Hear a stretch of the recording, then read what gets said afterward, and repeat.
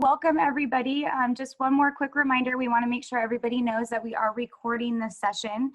So if you do not want to be recorded, please make sure that you turn your video off. Otherwise, everyone gets to see your beautiful face in the recording. So today we are going to be going over Module 1, which is Essential Skills for Distance Learning. A couple of quick things about Zoom for those of you that are not familiar with it.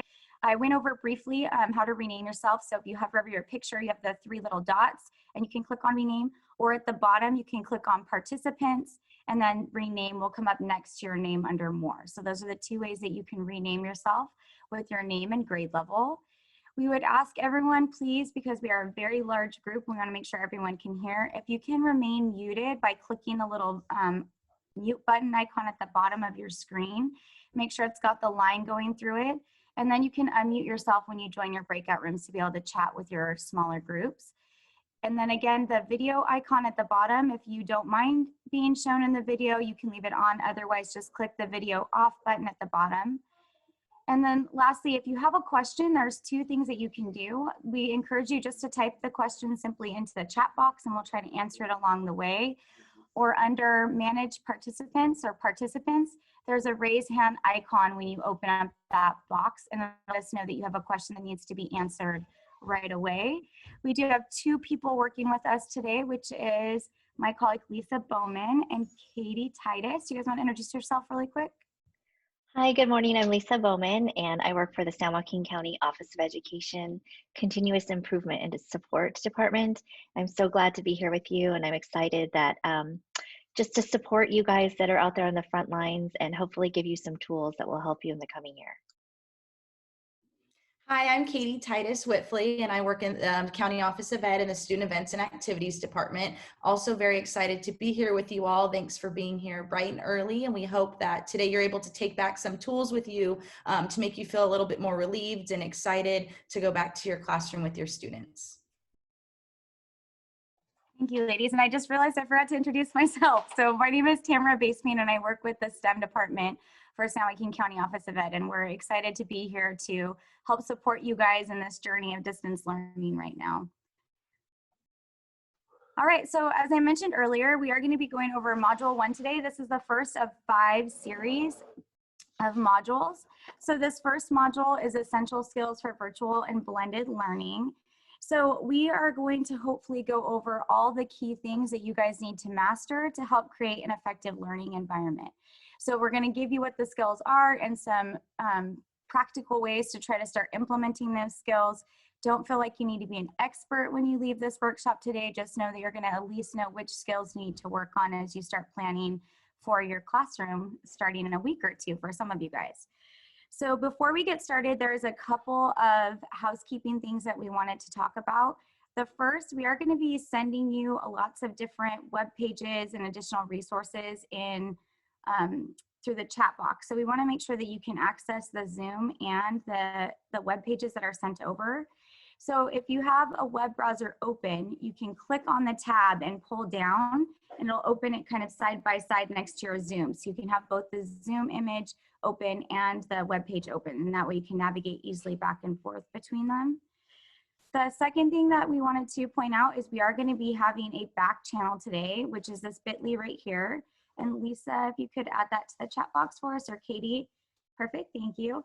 That document, for those of you guys that are not familiar with back channels, think of it like a collaborative document that you can use to ask questions. You can put down your thoughts as a whole group. So this will be one collaborative document that everybody will have access to. Also, feel free to add resources. If you guys know great things that are working, share and share alike. So you can add resources on that document, ask questions on that document. And while we're presenting today, the 3 of us will be working hard to make sure those questions are getting answered throughout the workshop. And then finally, for those of you that like to keep track of all the notes, we do go through some of these pretty quickly, so feel free to grab a paper and a pen if you want to just jot down some ideas that you want to remember. And at the end, you will have access to everything. We're going to provide you with a Padlet link that will have these slides, all of the handouts, everything will be available for you. At the very end, that will be there for you guys. So as we start today, we'd like to ask you guys to try to follow our equity norms. So basically, we just would ask that everybody engage as a learner today. We're all coming into distance learning with different experiences, different levels of comfortability. We know that all of you guys have had great experiences and some not so great experiences in distance learning. So honor those experiences of others and learn from them. Own your intentions today and your impact of those intentions. Let everybody have their aha moments. When you're in your breakout rooms, we'd like to ask you guys to make space for others to contribute. So if you find yourself talking a lot, pause for just a moment and see if anybody else has something to add. And then lastly, if you could just use technology appropriately, remembering those Zoom norms and staying muted when you're in the large group with everyone. All right, so that gets us to our goals for today. So our first goal for today is going to be talking about changing our mindset. And the second thing is going to be to go over the 6 essential skills that you will be needing to create an effective learning environment in this distance learning challenge. So as we go out to our modules today, just remember where you're at and hopefully take away some learning for the day. And we're excited to be here and get started. So this question I'm sure is on most of your minds right now. As I was reading the chat as you guys were coming in, a lot of things was about how do I engage my students? How do I create this classroom that's going to actually let learning happen online? So how do we actually do this, right? What's our keys to creating this effective learning environment online? Well, the first thing that we need to do is just look at things from a different perspective. If you think about what happened in the spring when literally all of us were thrust into distance learning, parents, students, teachers alike, there was a lot of unknowns, a lot of mixed messages. It was just triage, right? We were just trying to prevent disaster from occurring. And we don't want to repeat that again as we go into the fall. So the first thing we'd like to ask you to do as you come into this workshop is just to try to change your mindset, right? Let's look at things from a different perspective. This online learning experience can be really great for you. It can be really great for your students. It's just a matter of having the tools to create that environment. And hopefully today you'll feel better about that as we move on.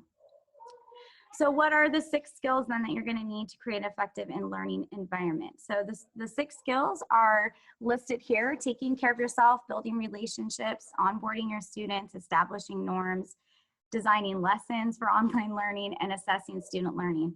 And what I appreciate about your comments earlier in the chat box is it seemed like a lot of the things you guys were frustrated with or challenges you had align right to some of these norms. So hopefully this will let you guys feel at ease as you come into the school year with each of these norms. So with that, I am going to pass it over to Katie to go over Essential Skill 1 with us. Thanks, Tamara. So our hope is that these essential skills build upon themselves for you. And so we're going to start with our essential skill number 1, taking care of yourself. And we know how important this is so that we can show up for our students every single day. And so we wanted to share a little quote with you to allow you to just take a moment to read the quote and what resonates with you and what do you think when you read this? Remember that when we're taking care of ourselves, that means we're better able to show up for our students, our parents, who now we have much deeper relationships with than we did in maybe the past. Teachers are constantly guilty of taking care of others before themselves. And we saw this in the spring. Teachers worked from the moment they woke up and were getting phone calls and text messages way past business hours. And so it's hard to not feel guilty when you're saying, I don't have time to work out, or I don't have time to do this because I have to attend to my students. But we really hope that taking care of yourself is the number 1 priority through this distance learning and through COVID. The world is definitely changing. And we want you to show up to be your best version of yourself for your students. And so we know that we consider the Maslow's hierarchy of needs, and these are our needs. And each day asking yourself, starting at the bottom, did I get a good night's sleep? Did I eat well? Your safety needs. I mean, there's a lot of things going on, and we know that people have lost their jobs. People have multiple school-age children at home and trying to do their own job, but also to help their students learn in their living room or in their bedrooms or in a space that wasn't designed to be a classroom. And all of these things weigh on us. And so we want to make sure that we are showing up for our students and that meeting our basic needs so that we can bloom. But then also thinking this is really true for our students. Our students are going through a lot that we can't even imagine.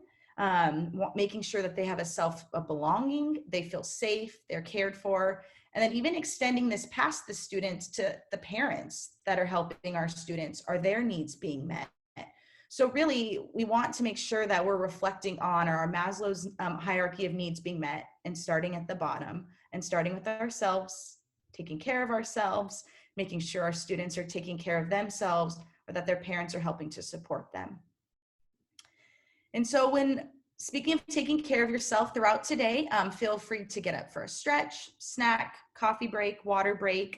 We included a little auto draw if you wanted to doodle to help de-stress. But these are important also for your students when you're doing live sessions, determining how with your students you're allowing breaks. Some can be explicit breaks, or maybe at the high school level, there's more freedom for students to take breaks as needed. And I think that you as a teacher setting up norms for your virtual classroom, it's important to consider these, but not only for your students, but also for yourself, because being live for 60 minutes online is a long time. So we want to make sure you also follow these same things. So there's some ways that we know that people have really found that are helpful to take care of themselves during these times. And so we want to invite you to share some of these with others. We're going to use the breakout feature here on Zoom. And so when you go into your room, if you could introduce yourself, Lisa is going to put you in rooms, and there's going to be someone in your breakout room that is going to be the recorder. And we're going to ask that you please share all of these wonderful ideas that you're brainstorming or sharing that were successful with you during distance learning, that you share them with your colleagues. And the back channel really is, as Tamara explained, it's a Google Doc, and it'll be a living document that you'll have access to later to be able to see some of these things. And so today you'll notice that we're trying to kind of incorporate some of these tools that might be helpful for you and your students as you go into distance learning. And so at the bottom of your screen, if after Lisa puts you into your breakout room, it doesn't happen or something, there's a button at the bottom that allows you to join your breakout room. So Lisa is going to go ahead and do that. And if everyone can kind of take a few moments, we know the breakout rooms are short, but that's because we have a jam-packed session for you today. So if you can share some ways that you've been taking care of yourself in these unprecedented times.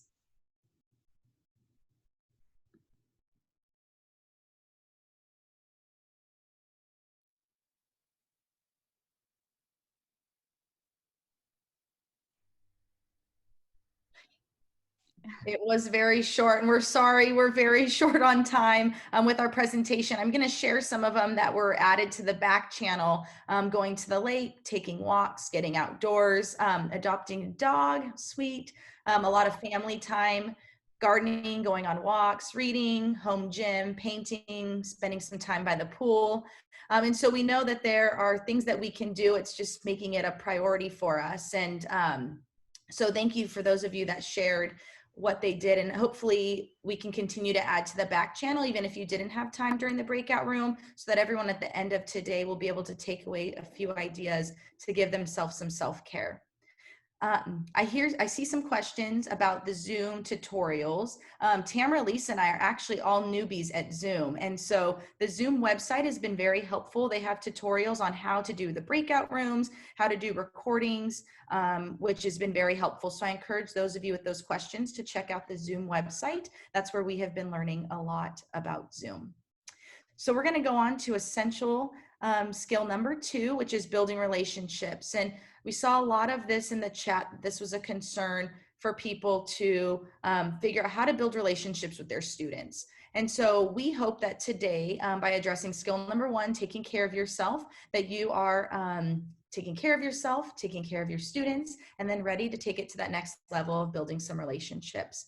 And we know that this is different. So if you could take a moment to just think, what are some things you did the first day of school, the first week of school, to build some relationships with your students? And why did you do those things that you intentionally did on the first day of school or through the first week of school? And so you probably did them because they build trust, they build some credibility with the teacher and with your class. Maybe you set up some class norms. And we know that those are going to look different. But we know that now more than ever, it's going to be important to have those relationships with your students. Your students need you, and they want to be there for you. And I saw some chat about during the distance learning in the spring, that was really hard to get students online, or they would be on and then get off. And so hoping that this is a fresh start for you and your new class of students, or maybe you have returning students, but it's your classroom. And we think that at any time you're able to set some new norms and start those relationships over. And so now with distance learning, we have 4 relationships that we're going to talk about today. And so it's yours and the student, your student to student, teacher to parent, and also the parent to student, which is kind of a new relationship for us that distance learning has really shown us that we need to work on in this time. So we're going to take a look at some examples. And so the best way to build the teacher to student relationship is to make those personal connections every day. And we know that that's time consuming and that's a lot of work, and there's a lot of technology tools out there that seem overwhelming. But if you can hone in on 1 or 2 that you use and you are trained in and you can train your students in, we hope that that will at least start building those relationships in the beginning. One of them that doesn't even involve a technology tool is just to greet your students by name. Just like you would at your classroom door. Hey, James, how's it going? How's your weekend?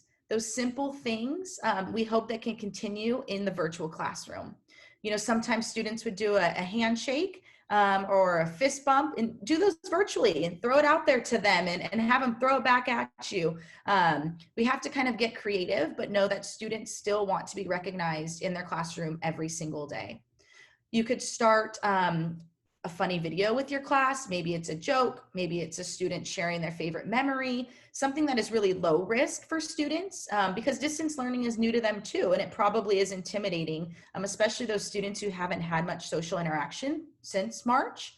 Maybe they don't live with kids their age. We know that this can be an intimidating time.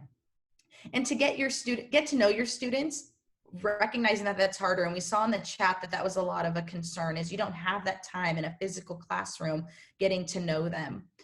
So in a virtual setting, we need to be more proactive. So making personal connections, and on the Padlet, there's actually a little handy dandy checklist that at the end, I think maybe Tamara threw it out there already, but you'll be able to see a checklist that you can print, that you can put the students' names in, that says, have I talked to James each day? Yes or no? Have I asked them about their personal life? Yes or no? To kind of help you, because we know this can be overwhelming, especially as a high school teacher, where maybe you see more students in a day than just one classroom. It could be a daunting task.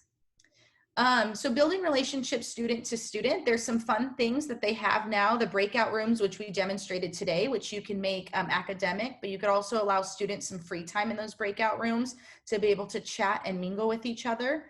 Also, there's the little shoe picture up there, the sneaker game. You could have each student send you a picture of their sneaker and do a slideshow where the students are trying to guess whose sneaker belongs to who. Again, just very simple, basic things to engage your students and help build those relationships. Another way to build their relationships is Flipgrid, which is an app that you can use where students can video themselves and share that. And again, those are on our Padlet, some ideas for you to build relationships with student to student. And I do see that Tamara and Lisa are sharing some of the documents in the chat if you need to access those.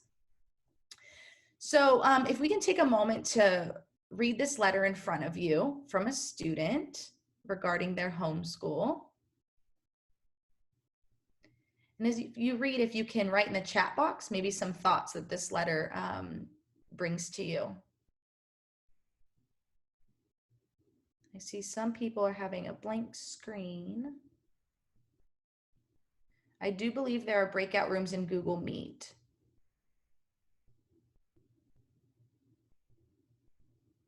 So for those of you that can't see, I'll go ahead and read the letter for you. It says, it is not going good. My mom's getting stressed out. My mom is really getting confused. We took a break so my mom can figure this stuff out. And I'm telling you, it is not going good. And so that is from a student during the distance learning dated March 16th. So It is stressful. I see some of you saying you're a teacher, stressful with your own kids. Yes. And so we know now than ever, it's really important to build those relationships with our parents, because our parents are doing a lot more at home to support our students. And sometimes they're not even parents. They may be grandparents or caregivers, and the technology is a hurdle, but also just the role of a teacher. The curriculum is different when they went to school, and they don't know where their students left off, and it is very stressful. And so on our next slide, we have some ideas for building those teacher to parent relationships. So that can be hosting virtual meetings. That can be through office hours for you. You could use student surveys to find out which languages are spoken at home, and maybe you need some resources at your from your district. You could also send out weekly newsletters with email with class information. On the Padlet, there's also an example of what that might look like for an FAQ for parents. There's Class Dojo, Remind 101, Google Voice, that might be helpful for you. And I do see a chat about the boundaries, and we know that that was tested a lot in the spring. And so it is important to set boundaries up for yourself as the teacher while being accommodating. But we want you to have those boundaries so that you can take care of yourself, back to essential skill number 1. And that last relationship that is different now than, it's more different now than ever, is parent to student. Usually you would maybe see the parent at a back to school night or an open house, or maybe when they came to a parent teacher conference, but they were minimally involved. And so now these parents are doing a lot of schoolwork at home with their child. And then maybe if you want to raise your hand to show how many of you were also parents to school age children and know firsthand how much of a struggle this is and how stressful it is. And as teachers, we need to make sure that we are supporting the parent to student relationship, helping to de-escalate some of that frustration. And so how can we help do that? There's some websites and apps that we can do that, providing them with handouts that explain things, maybe putting in a little bit work up front with how we showed you the Zoom norms in the beginning, where it had the arrows and it was very explicit on how to get to things and navigate websites. That could be helpful for your parents, especially the younger aged students. We know that they also struggle with technology, and so they aren't able to show their parents how to use the technology, and so they're really, really learning together. And so we do know it's stressful. But lastly, I think it's just important to set aside time for those personal check-ins. And we know that teachers are busy now. You guys are so busy with meetings and distance learning, and your district's putting out new information all the time. But we think that it's really important to allow yourself some time to get to know your parents and make yourself available for parents, because they are really struggling and really rely on you and your expertise for this. And so we want you to share some ideas for building those 4 relationships for distance learning. A lot of you had some experience throughout the spring and had, maybe those were positive, maybe they were negative, maybe you found some really great tools to help you build relationships, and we would like you to share those with us. And we're going to try a new tool with you called the Jamboard. And the Jamboard, there's a little tutorial for you on the screen, but there will be a link, and at the top there's numbered boards. So whatever breakout room you're in, that is the number that your Jamboard is.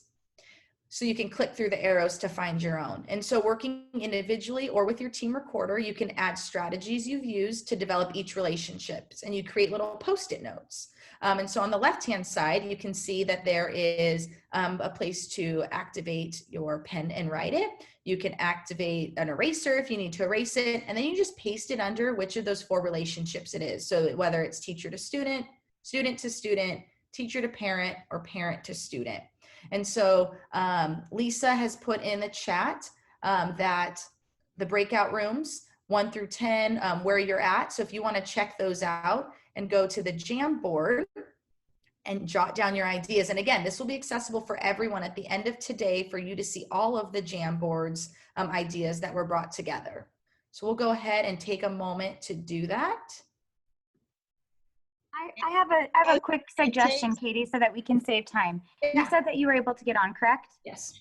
Okay, how about we have you share your screen, and then if you guys could just type into the chat box different ways that you've been building the different types of relationships, we can add them to one board, And then that way everybody will have a place to access those. Or Tamara, if they just want to drop it in the chat, I could do it after my part, and then I'll share it at the very end with everyone. Perfect. Does that work for everybody? So different ways that you have been building each of the 4 relationships or you think you could try, go ahead and drop those into the chat box, and Katie will add those to our Jamboard for us. And we'll link that last Jamboard to the bit.ly that's completed afterwards, so you guys have access to all the different ways you can build relationships. So we'll just give a minute here for everybody to spend some time adding things in. And I'm going to read some that are on the Jamboard. Thanks, So Katie. asking students about their weekend, for teacher to student, weekend report every Monday, share a favorite toy, communicate assignment. Oh, so for the parent relationships, communicating assignments to parents so they can check in with their child. Student to student relationships, doing some group projects, small group collaboration time, doing show and tell, which someone says even worked with the high schools students, doing elbow partners, teacher to parent relationship, making weekly contacts with parents via text or phone call to check in, parent to student relationship, suggesting for fun activities parents can do with their students. That's really nice.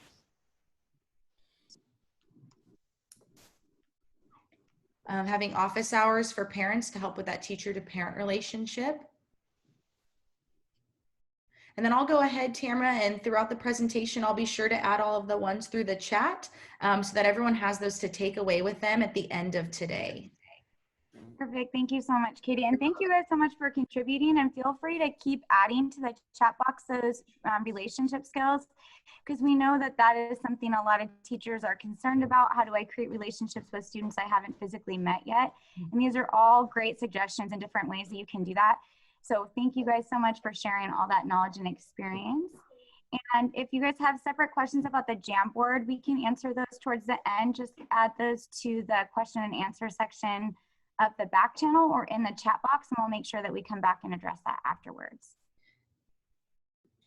And thanks for your flexibility. As you can see, we're using technology too, and it always doesn't work out how we want, especially with 300 people. And so we know that, give yourselves grace as you go through distance learning, and know that your students don't expect you to be perfect either. And it's okay to take the learning curve and spend the time to do that in the beginning. And so we're going to talk really quick for essential number 2 about what are those difficult to reach students? And how do we reach them? And so we wanted to share with you 6 different questions to kind of think on. Thank you, Tamara. So asking yourselves at the end of the day or end of the week, if you're really struggling, did I greet those students by name? Did I make sure, how many times did I use their name and not as a correction? Did I ask them critical thinking questions, some related to content, maybe some not? Did I ask them a personal question?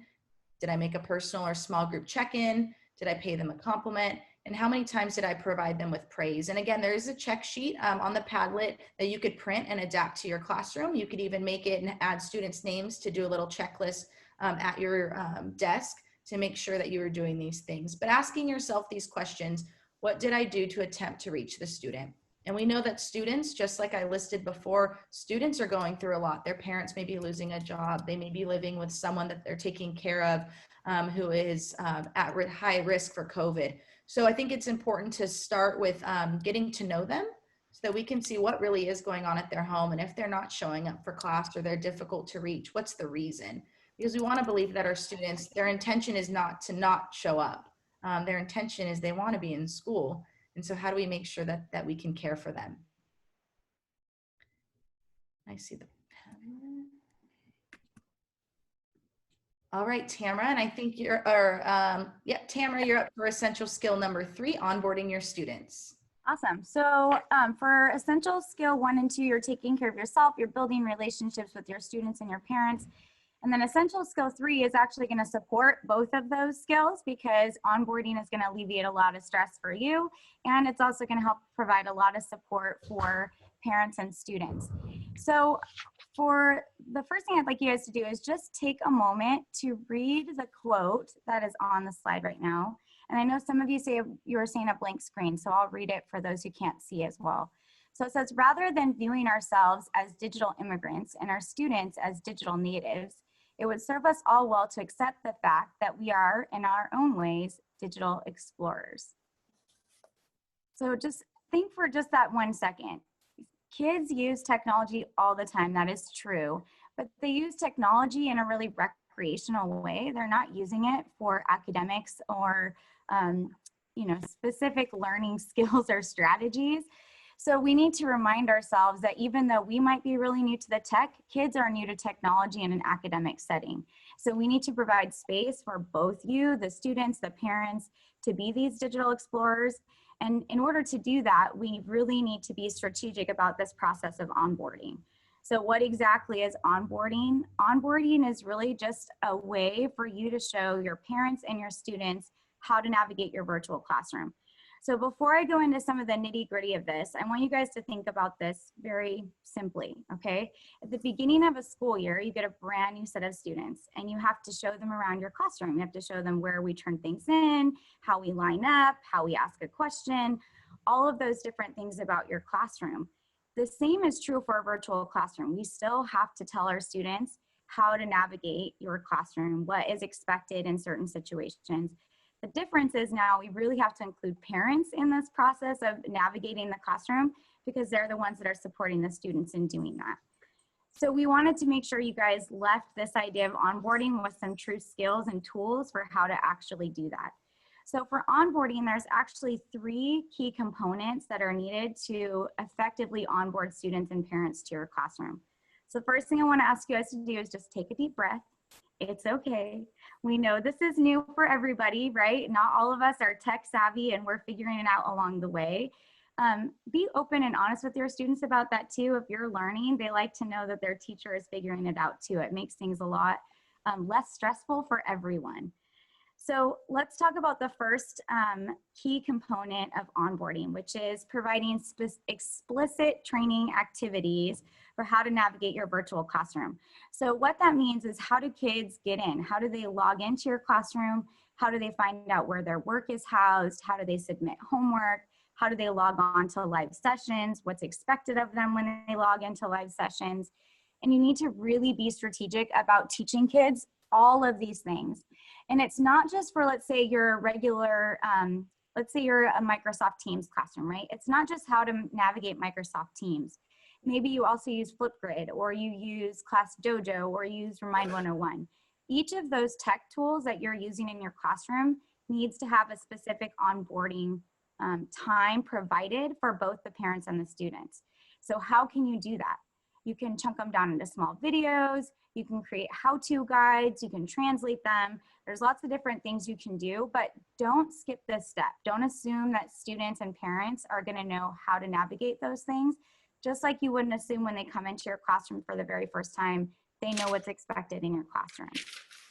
So the second key component of onboarding is defining and modeling expectations. So this is really key for all kiddos, not just our little ones, but also our high school students. What is going to be expected of them when they log into a classroom? Do they all need to stay muted? Is there a specific way that they ask a question? When they go to a breakout room, what's their norms? What are they supposed to do when they're not where their eyes on the teacher all the time? And when they're away from you, what is their expectation, right? So that asynchronous time in between a live session and when you see them again, what are they supposed to be doing? And it's also important that you define for the kids what's the teacher's role, what's the student's role or responsibilities, and maybe where the parents' roles and responsibilities might be as well. It will be super helpful for everybody involved in this learning process right now if they know exactly what's expected of them and they have that modeled for them.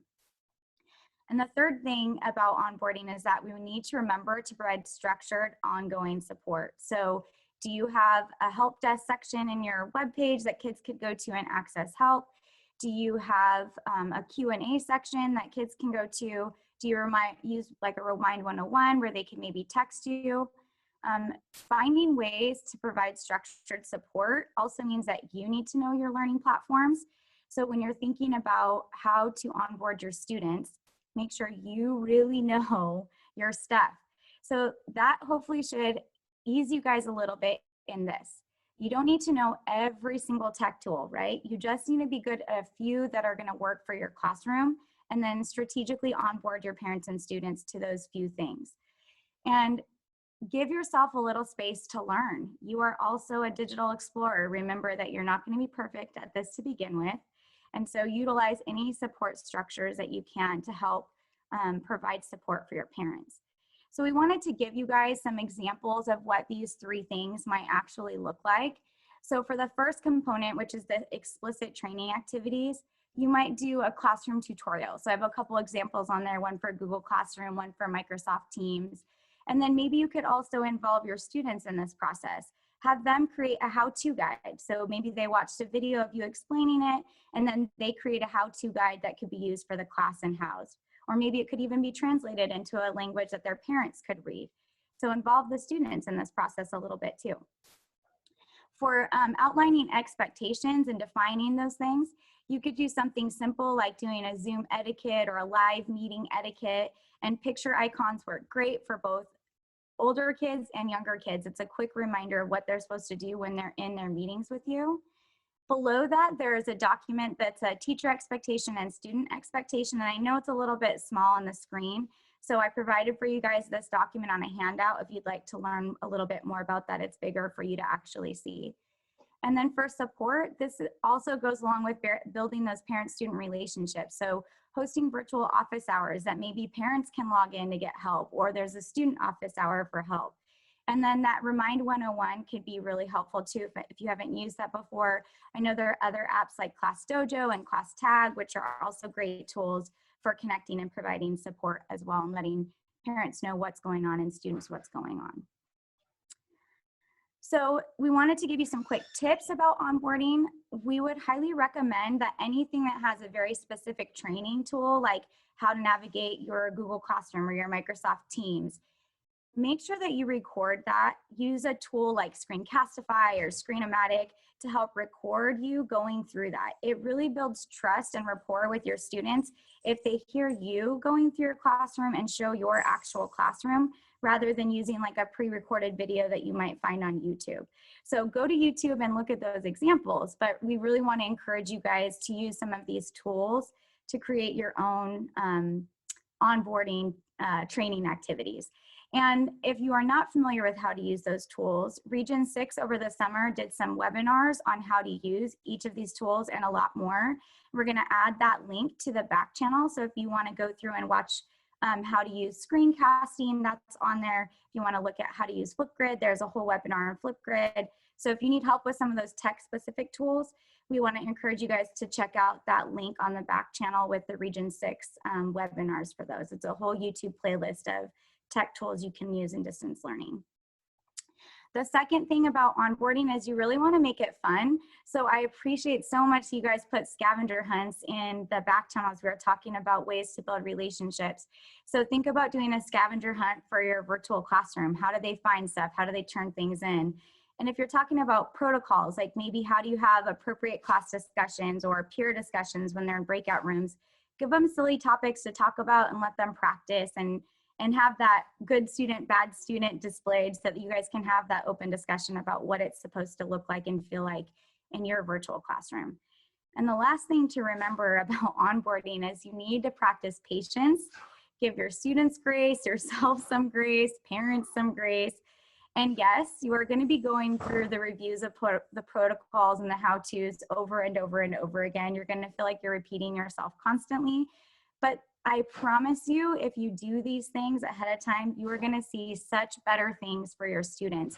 They're going to be able to more confidently navigate your classroom. They're going to be able to launch to learning a lot faster. You're going to have greater parent buy-in. So please don't skip this skill. This is something that you really need to make sure you do. This should be some of the things that happen at the very beginning of the school year, just like you would when you have kids first in your classroom. This is like your entry to your classroom on a virtual platform. So one last thought about this is that I want us to all remember it's not just about teaching technology, it's about using technology to teach. So why I love this little quote is that it reminds me we are still teaching kids. So we can't forget to teach the technology that we're going to use in our classroom, just like we would teach how to use our notebooks in our classroom or any other tool that we have in our classroom. But don't get so overwhelmed with trying to use every single piece of technology out there that we lose sight of the fact that we're really just trying to teach kids. So pick one or two tools that you can get really good at and feel confident with. One that will be less confusing for parents, because remember, they might have multiple school-age children at home navigating multiple classrooms and multiple tools. So if you can limit what you're using in your classroom and be effective with those tools, that's going to be helpful for all parties involved in learning. So just remember to give yourself some grace and just think of onboarding as another way to introduce students to your virtual classroom. So we're going to go to breakout rooms in just a minute, and on the back channel, we'd like you guys to reflect on what are some similarities that can be drawn between adjusting your students to a new classroom and adjusting your students to your new digital learning space. And what current things do you do at the beginning of the school year to introduce your students could you maybe modify to now use in your online classroom? And we're going to give you right about 3 minutes. And to help with the traffic on the back channel, if you could just choose one recorder to record your thoughts from your group on that back channel, that would be great.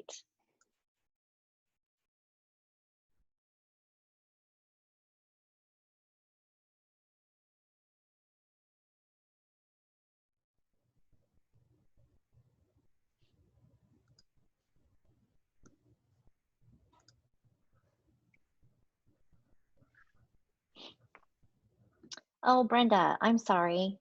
Next time I will get you into a breakout room. I think you did eventually. Okay. Good, I was trying to. I was trying to get everyone that wasn't assigned.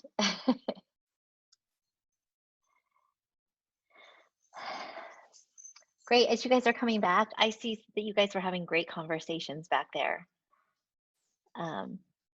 So I'm seeing that some of our ideas is show and tell, creating trusting relationships, doing Q&As, procedures, team building activities. Yeah, and you can still do that online, and that's great. I'm glad you guys are still thinking that. Using the technology to teach your expectations and your norms, modeling, using different tech tools, tutorials, greeting them by name, definitely. Really building that personal connection with everyone, with your students is so important. So Lisa, Small groups.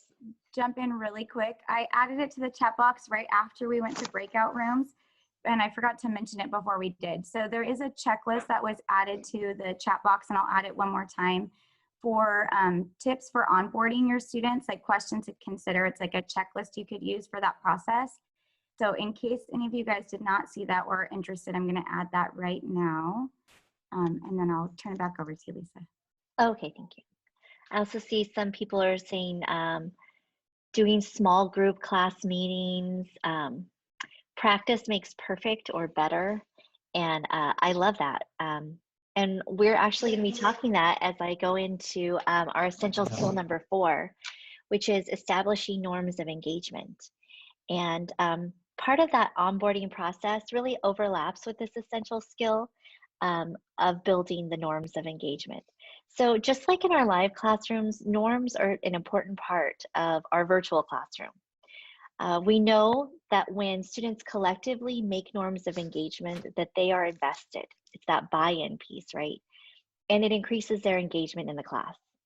In the beginning of the session, we went over our equity norms, and this really helped us to set the tone for our day and the expectations that we should all have for participating and learning in this session. In distance learning, it's vital to take the time at the beginning of the year to create norms with your students to ensure that they're routinely followed, to set that tone of trust, safety, and learning in your digital classroom. So some tips here for creating these norms: do them collectively and collaboratively. You don't make the norms, have your students do that. You could use Padlet, like we're going to be showing you, or Jamboard to help put all of these ideas together. And then do a survey or a poll to figure out which ones your kids really want to vote for. Help your students make these in the positive. So instead of don't shout out your answers, maybe you use the raise your hand feature and then unmute yourself when the teacher calls on you. Once your norms are agreed upon, you need to reinforce them every day. So start your class with a norm slide, or you can hang a poster behind you so they can see them behind your head in your Zoom or Meet. Maybe take a class a minute or two and have a class discussion about your norms, ones that you're really good at, or choose one focus norm that they could concentrate on for that one day and that one session. And then when norms aren't being followed, address it. Use that as a teachable moment. And then also remember to give yourself and your students grace, because we don't know what their home situation is like. Maybe they don't have it on mute because they forgot, or they're having a hectic morning. So if you have anything you'd like to add to that, go ahead and pop that in the chat box. I'm going to move on, but it's always great for us to share. So for distance learning, we need to keep in mind that we have two environments for students that they need to appropriately navigate. And when we're creating those norms, we need to address both of those and keep both of those in mind. For those of you who may be new to this, synchronous learning is anytime the students are live with you. So like we're synchronous right now. That may be your class meetings, instant messaging, anything like that. Asynchronous is any time that students are still learning. They're still learning, right? But they're not live with you. So think about the time between your class meetings, assignments you may be sending out, that time during breakout rooms when they're with other kids, emails, etc., things like that. Students need to understand what is expected of them during both of those times. So when you create those norms of engagement for distance learning, ask yourself, when students are synchronous with me, what should they do to be ready for class? Maybe at the close of meeting. What if they have a question? You need to consider these before the first time that you meet with your students. Maybe you have to think, do they have materials that they're going to need? What if they can't find a quiet space? Do they have headphones? And if they don't, can I get them some? When you think about asynchronous time, what should your kids do between classes? What if they have a question? How do they submit their work? What if they're working with a peer? How do they do that? Consider these questions and then clearly outline the answers for both your students and your parents. We also have a checklist that's going to help you guide your planning. That's going to be put in the chat box. I see Tamara already did that. Thank you so much for doing that. So once your norms are established, how do you ensure that they're followed? Here are a few tips. Create routines that support the norms. And this is not out of the ordinary. This is what we did in our classrooms, right? In our real live classrooms. Maybe it's a daily check-in activity that maybe you include reviewing the norms, or one focus norm for the day. Help students use calendars to manage their time, because we know that's going to be a big obstacle. A great tool for this is a HyperDoc calendar. Students can click on each day and they know exactly what to expect, where to get help, and what is due. Next, know your students.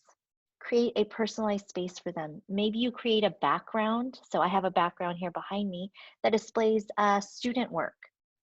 Maybe you do a themed week based on what your students' interests or hobbies are. So, you know, if I know my kids really love Fortnite, maybe I'm putting some crazy Fortnite thing behind me.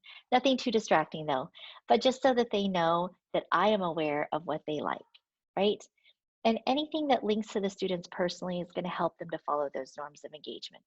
The third tip, make sure that you are clear and organized in your digital classroom. So consider having a landing page specific to your students and maybe one for your parents. Make sure that classwork is submitted in the same way and there's a clear guide to your learning. Lastly, remember with distance learning that less is more. The norms of engagement are incredibly important in creating an effective online learning community, but be concise and try not to make norms overly complicated. So now I want to know, what are your ideas for norms of engagement for distance learning? In your breakout rooms, so we're going to put you back in breakout rooms, discuss with your group your ideas for norms of engagement. Remember to check out, there's going to be some resources that we'll put again in the chat box that may help you with that to establish and enforce your norms and expectations. I'm just going to give you right about 3 minutes. And remember to choose one person as your recorder to help limit that traffic on the back channel. Okay, let's see. I've got to get you out in your breakout rooms. Enjoy.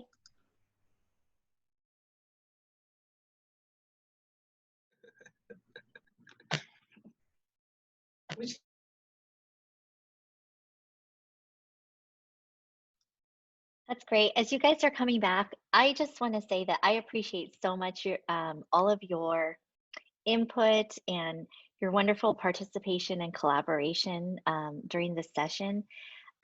You guys just have so many great things to say and to just share with each other. And I just appreciate that. And I just wanted to let you guys know. I'm seeing that there are such great things on the back channel that you guys have for some ideas. Students should respectfully acknowledge what other peoples are saying in a discussion room. I love that. Have a syllabus, and then some of us are thinking that we do need to create those norms with students. Maybe create great eye appealing norms. So you can use stuff like Canva. I know there's lots of like design tools out there, so that's great. Clear expectations. I love open communication, sharing, but giving other people the opportunity to talk, reviewing it frequently, giving them a checklist and agenda, calendars, agendas, creating positive classrooms and breakout rooms. Doing a how-to guide on Flipgrid. I love Flipgrid, and my kiddos, they always loved Flipgrid. They figured out how to do so many things that I didn't even know Flipgrid did. They had all kinds of crazy things going on in their background and learned how to comment on each other's with different things, and so it was great. Short and consistent, and review frequently with the kids and the parents, and I think that is really important to remember those parents. So now we're on to designing lessons for virtual and blended learning. So we've reviewed the first 4 skills, and I'm going to be going into the 5th essential skill. Listen, we want to give you all the answers. We would love to give you all the answers for virtual lesson design in this workshop, but we just don't have the time here. We're going to offer 2 modules dedicated to helping you master that skill of virtual lesson design. And that's in module 2 and 3. Both are going to help you to make use of digital space and guide you in making your lessons engaging and student-centered. But we don't want to leave you empty-handed. So we're going to give you some tools to help you. We want to give you some things that you can use now. So we all know that virtual lessons must be designed differently, but remember that you know your content and you know the best teaching practices for your content. So start with that as your foundation, and then ask, how can the technology and the new learning environment improve the learning experience or deepen the learning understanding? Most importantly, give yourself some space to try and fail and admit it to your students. We keep telling our kids that it's okay to fail.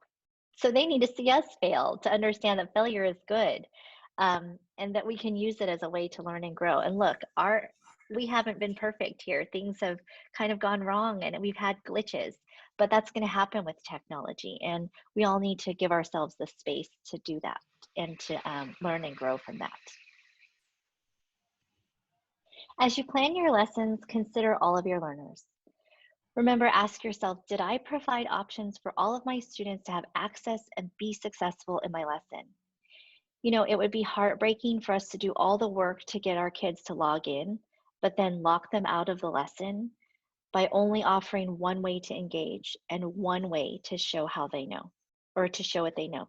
So maybe you begin by just taking advantage of being virtual and allowing kids to use some of those great technology tools that can really capture our students and draw them into the learning.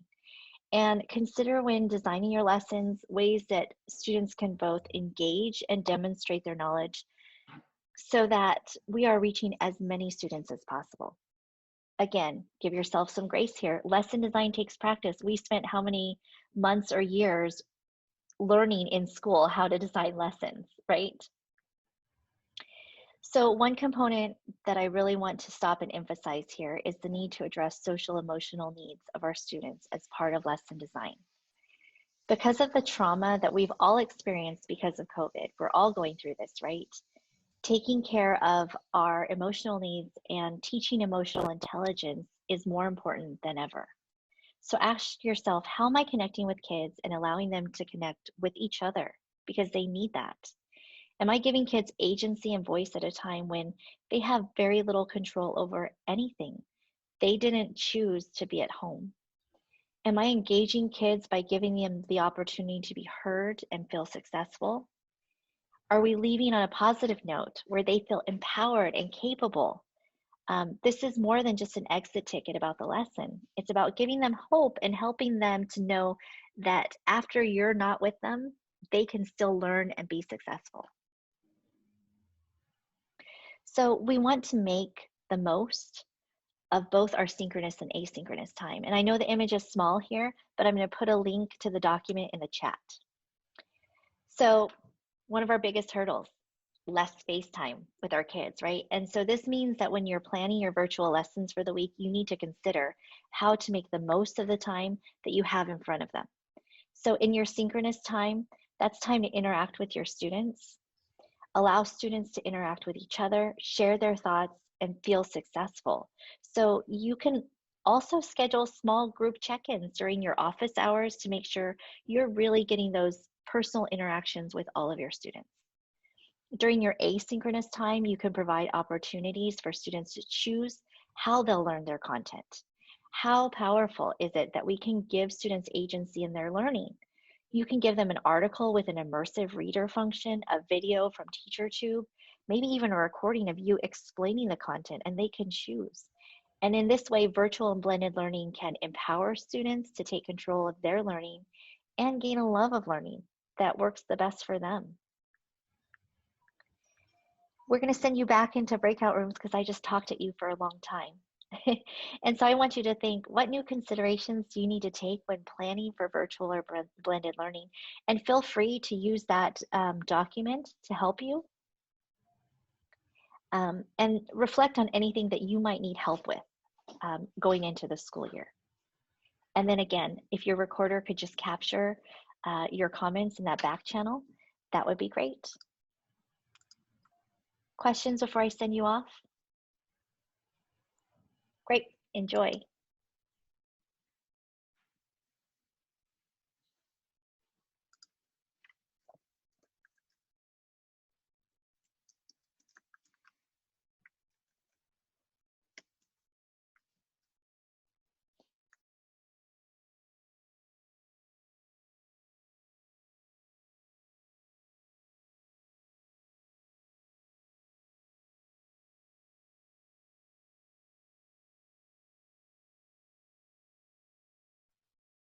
As you guys are coming back, again, thank you guys for such great collaborating. Katie and I were looking at some of the responses on the back channel, and you guys have, your kiddos are so lucky. They're so fortunate to have you guys. You have such great input, and I see all of the things that you guys are really considering to try to make this the best situation for your students, and it is just very heartening for us. I see front loading, groups, explicitly telling them what they should be doing, considering independence for those little ones, right? And helping them to build that. Being prepared for unexpected changes, yes. Using things like Nearpod. Nearpod is a great resource. I love Nearpod. Using different tools. Having more time to understand what they're using. Yeah, don't be afraid to take the time to teach the norms and to teach the tools. You know, we spend an entire week at the beginning of school teaching all of those things like how to get to the cafeteria. So why not take that time to figure out how to use these tech tools?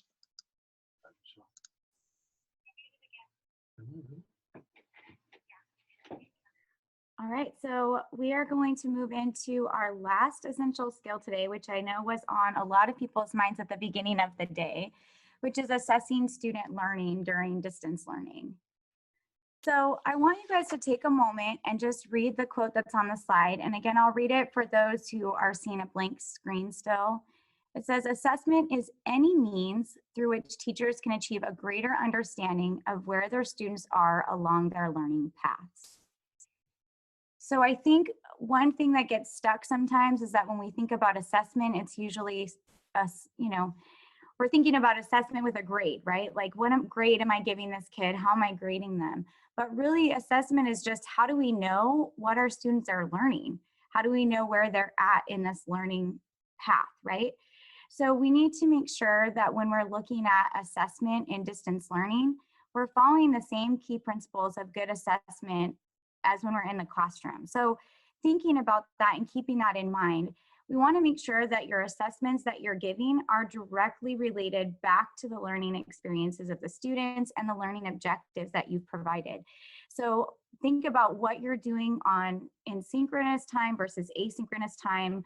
Are those activities and learning experiences going to help them with whatever kind of final assessment that you're giving them? And then also in that instructional activity, that explain phase of learning, are you providing the students with timely, specific feedback so that they know where they're at? So I know a question with that right now is, well, yeah, I'd love to, but how do I do that, right? How do I provide this feedback in distance learning? So there are lots and lots of tech tools out there that are super helpful in being able to provide quick feedback to students, using things like rubrics that students can read and know the expectations ahead of time. They can rate each other and provide each other feedback along the way, are some ways that you can help provide that feedback so that we know where students are with their learning and what's going on. The third part of this is don't forget about the tech either, right? Your school districts are all giving you different tools to use to grade students. So maybe you're giving them quick formative assessments, or you're chunking down your summative assessments using things like Illuminate, I know is one thing that some schools are using. So there's also different types of assessments besides just a typical multiple choice test. Thinking about maybe now adding in discussion, thinking about what they're contributing and how they're adding to that discussion of the learning can be a great way for you to figure out what kids actually know. And they're using language that works for them too. So when you look at moving formative assessments online, we wanted to give you guys some tools that you could use to help quickly get information back to students and also help you to know how to inform your instruction along the way, just like you would in the classroom. So using something simple like a Google form as a quiz can be a quick check formative assessment. Students know how they did very quickly. You can see like, oh, they didn't get this concept that I was hoping they'd get. I need to go back and do some reteaching. Someone mentioned earlier Nearpod. I love Nearpod. Throughout the whole lesson, it's interactive and you can be providing feedback on the work that students are doing or in the surveys or polls that are added in there. And Pear Deck is another tool similar to Nearpod where you can add in quick ways to just check in with students and see where they're at and provide that quick feedback. Go Formative is, I know, a tool that a lot of math teachers have used, continue to use that here. And then Quizzes, Kahoots, which a lot of you guys have done before, but think about the information that Kahoot can provide you. One, it's fun for kids, it's a game, right? But also it gives you a quick way to let kids know where they're at. So from whatever platform they're playing from, you could send a quick Kahoot game and figure out where your kids are at and provide feedback. Another tool that you could do is Socrative. But again, also utilize whatever your district has provided for you. Try not to go out and use more tools than you really need to. Remember, we don't want to overwhelm parents and students with tech tools. So if you've got something in your district tech that works, use it. But make sure that we're doing this to help kids really reflect on their learning along the way and really inform where you should go next. One thing that we talked about was using rubrics. And I just wanted to share with you guys this online communication rubric. And Lisa, if you could put that in the chat box for them to have access to. I love these type of rubrics because they're general, meaning that it doesn't matter what communication tool your kids are using. Maybe it's Flipgrid, maybe it's a back channel, maybe it's a Padlet or Twitter, or your just discussion board in your school system that you're using, whether it's Google Meets or Microsoft Teams or whatever. This is a way to let kids know this is how we expect you to communicate and participate in this communication. And you don't have to pick all of them. Maybe you want to just look at how did they engage first, because we want them to engage so that then they can say the things we want them to say, right? So maybe just start here and pick, you know, this last row I'm going to grade my students on and give them response back on this last thing about how they engaged in the blog that day. Or maybe the next day focus on what they said and how they said it. So that way you can use this tool in whatever platform they're working in, and kids can go back and reflect on their experiences. With older kids, you can even have them grade themselves as a way for a quick check, or it could also be having students go back and grade each other just like you might in the classroom. So what about summative assessments then? Because I know this is on a lot of people's minds because of the academic honesty and how do we teach that. So there's one thing that I just want to mention really quick about assessment being online. We are very worried about academic honesty with students, especially at the older grade levels. So my suggestion and our suggestion to you guys is to really be explicit about what teaching academic honesty and ethical decision making to these students. We, I think, sometimes assume that kids are just doing things out of malice because they can, but sometimes kids legitimately don't understand that what they're doing is wrong. I can't tell you how many times I had a student who said, well, I did last night's homework and my friend's doing the homework the next night, so we're just switching off. That's not cheating. But it's like, yes, it is. You didn't do the work. But kids sometimes just don't see it that way. Remember, their brain's not fully developed yet. So really providing a space to teach kids about academic honesty online and that ethical decision making, and letting them be reflective on how they're answering their work, right? Like giving them some ownership to that can be very important in this idea of formative and summative assessment for students. But if you're going to provide a summative assessment online, one, if your district's telling you to use the platform that they're using, use it. Don't make yourself more work than it needs to. But to prioritize what you're actually assessing. So think about the bigger picture, right? If it's something that kids can just Google and copy and paste the answer in, why wouldn't they do that? I mean, if I want to know something, I'm going to go to Google and I'm going to look it up, right? That's the world that we live in. Really, I want to know, can they contextualize it, right? Can they relate it to something else? So when you're posing your questions, maybe really think about what it is you're trying to get them to do, and ask a question that's a deeper thinking question that makes them have to utilize what they learned. And maybe they have to go out and Google what it is first, but they can't answer the question until they've really thought about how it relates back to the question. So those are just some things to consider. And lastly, just really consider performance tasks or things that students create as final products, right? So when you're thinking about, do my kids really learn all of these concepts? Then really let them show you they did. Let them create something that shows what they learned. It could be a book that the kids made that shows all of their learning along the way in their own words. It could be a Canva poster. If you guys haven't used that tool before, it's amazing and it can be collaborative. Check it out. So just really think about those performance tasks and students creating a final product rather than just a summative multiple choice test being a way to formally assess students in this online world. So with that, we want you guys to actually really reflect on the purpose of assessment in distance learning, and what are some assessment practices that you could start using now to help inform your instruction and also to help kids reflect on what they're learning and where they're at. So we're going to send you out to one last breakout room. And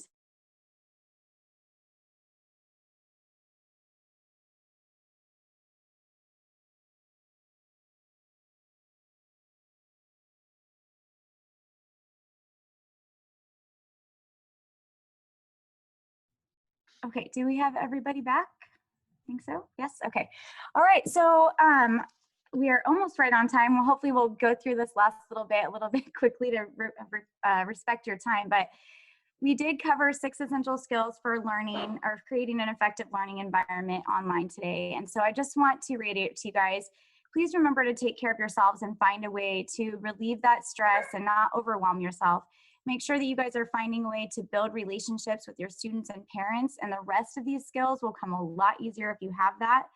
Make sure you give time to onboard your students to each tool that you're using. Establish those norms and follow them. For those designing those lessons, really be considerate of trying to design them for all learners and including that social emotional connection with your students every day, and thinking about how you're using your time synchronously versus asynchronously with the students. And then when you're looking at assessing, really, how are you figuring out what your students know and how are they able to reflect back on that? So thank you guys for joining us today. One last thing to kind of think about is just remember to give yourself some grace, right? Breathe through this. It's okay to fail and try again. Things might not work the first time. Don't give up. Try it again a different way. Provide more structures. This is really what is all new for the rest of you guys. If you're struggling or wondering about the lesson planning and unfinished learning or learning loss, please stay tuned for the other modules, sign into them, or watch them recorded.